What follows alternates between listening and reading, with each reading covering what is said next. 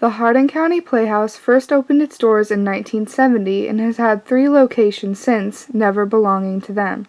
The Playhouse has to search for a new building. The State Theater, owner of their building, wants to use their space for other venues and have been steadily increasing rent to the extent that the Playhouse cannot pay it. They tried to end the Playhouse's lease entirely but faced backlash from the city itself. They have now lowered the rent back to its original lease, and the lease has been extended until 2017. They have until then to find a new location and move. Bo Cecil, the artistic director of the Playhouse, is looking for the positives in the future. Instead, we're focusing on the positives of it. So we'll have a new space. We'll be able to craft a new space. Since whatever space we find we're going to have to kind of renovate into a theater, we'll be able to craft that to suit our needs better.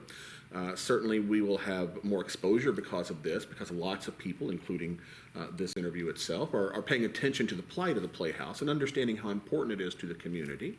Carrie Lewis, the co-director of the Playhouse Board of Directors, is currently starring in the play Steel Magnolias as Malin. She details the importance of the theater to the community. We are kind of a unique voice and spotlight in the community. We provide something that other forms of entertainment are not going to provide.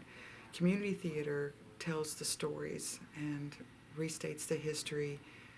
There are just many things that we can do through theater that couldn't be done any other way.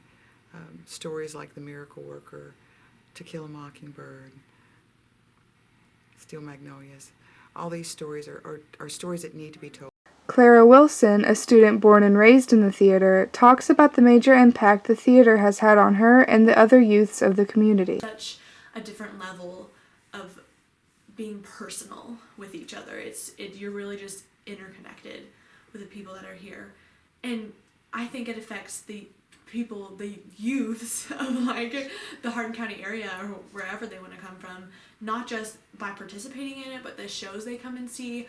All the shows that Bo and the board chooses to do are, there's lessons to be learned, and there's shows that make you cry, shows that make you laugh, and I think that even if you're really young or really old, you can always get something out of being either part of the Playhouse or coming to see a production that the Playhouse has put on.